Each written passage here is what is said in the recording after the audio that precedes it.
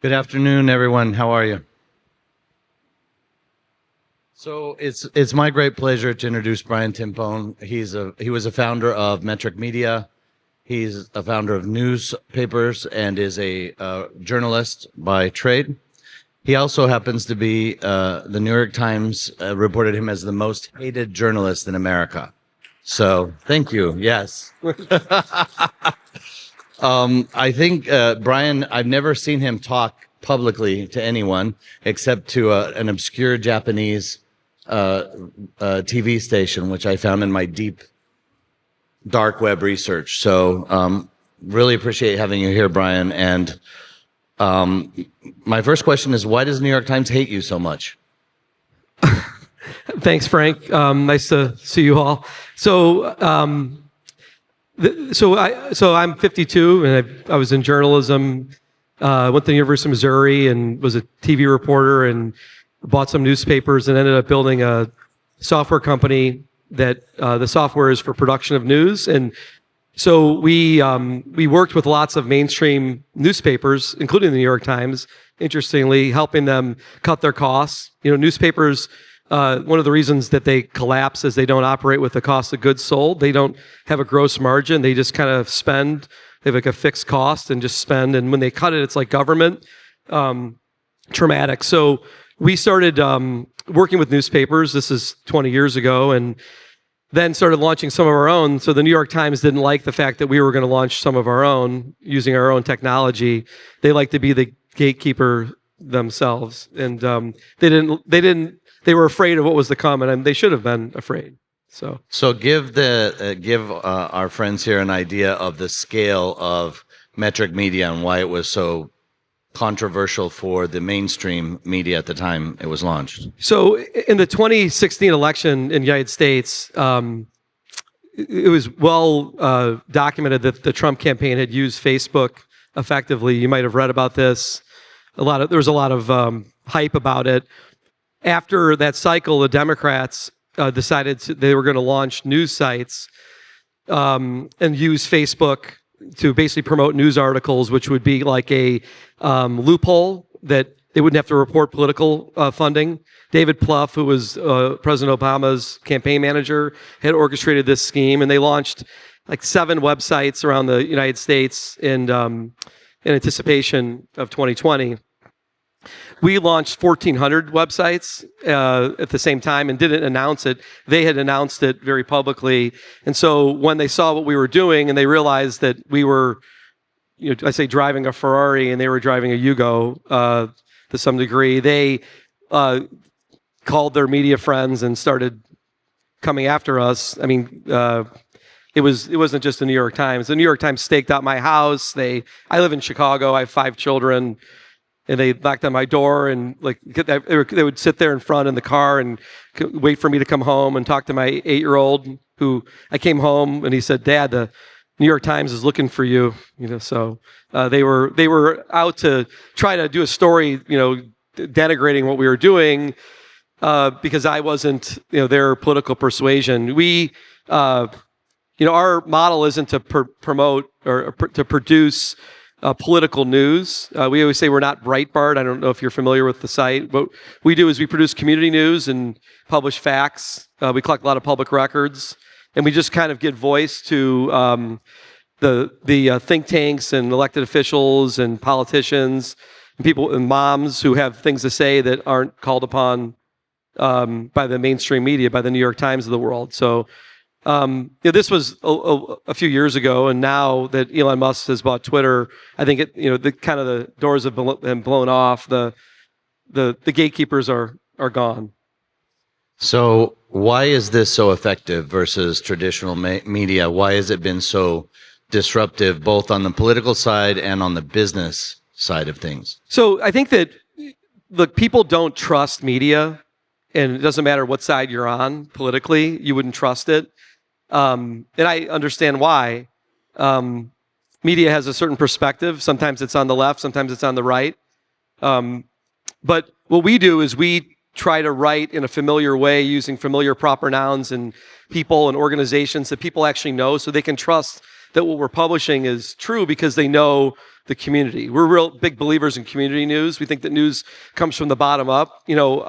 Since I've met Frank, I noticed I've studied a lot more about Latin America, and there isn't as much community news in Latin America. And I think that Latin America would benefit from having more of that. It's much more top down than bottom up. It's really kind of a European and American thing to have community newspapers that report on who made the honor roll and who made the police blotter and everything else. So what we try to do is we focus on community news, and that's why that people trust it. They don't have to trust me. They just have to trust what they see. They can trust that it's real and true.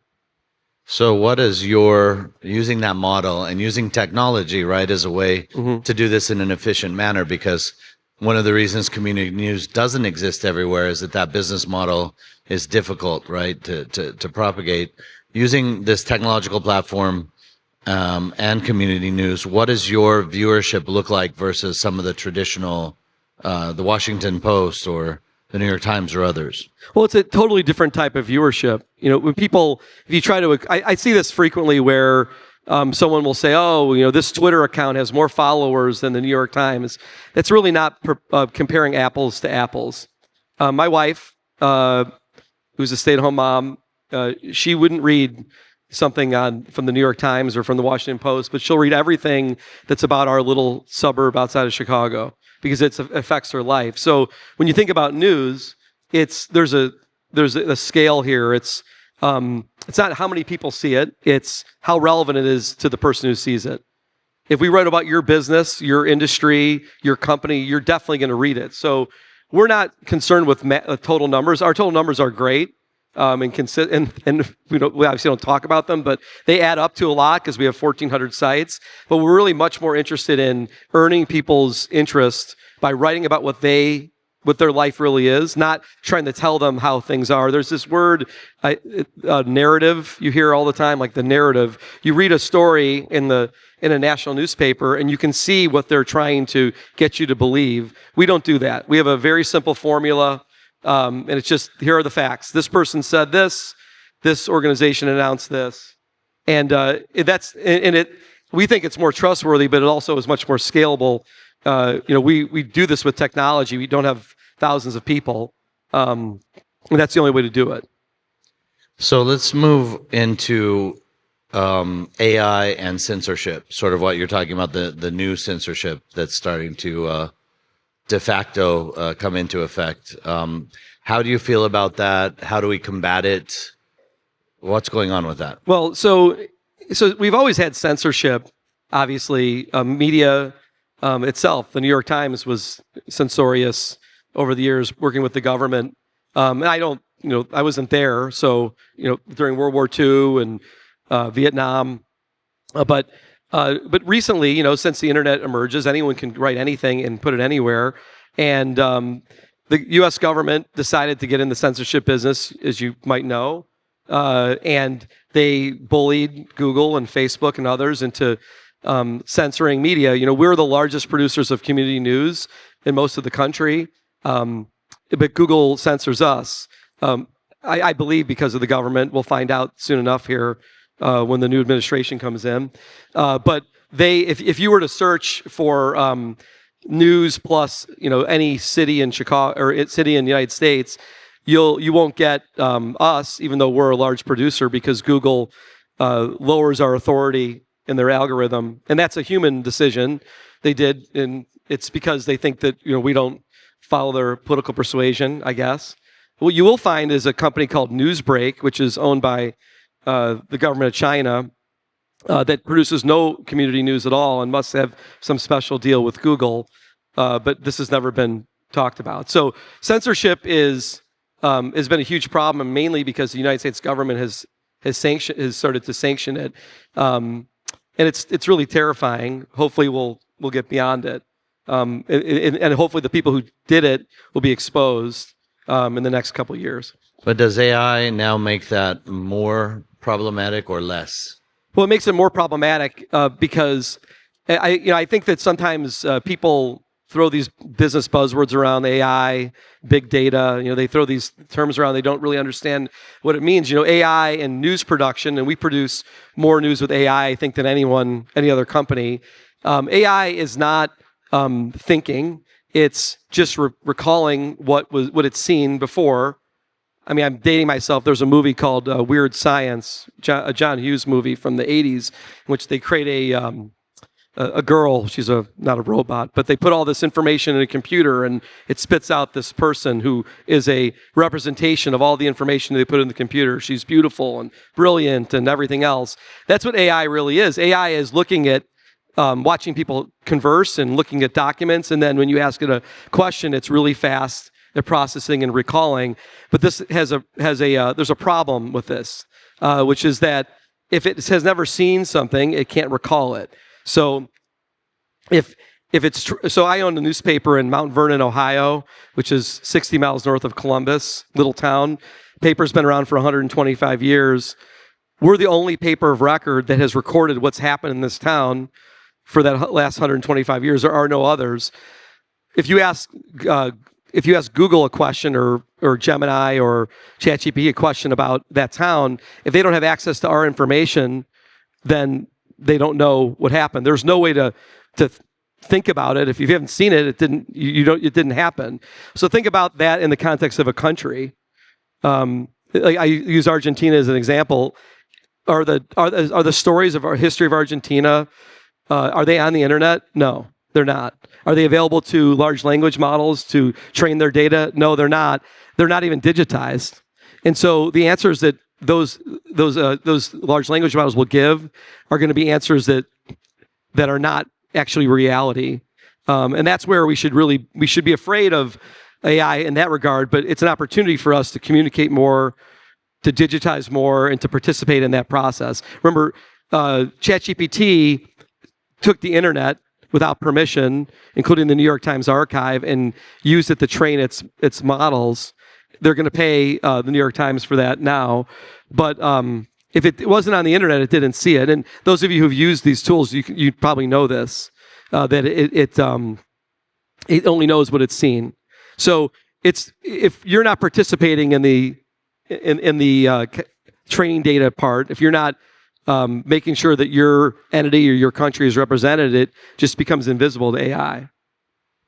So changing gears a little bit, let's go to the political sphere.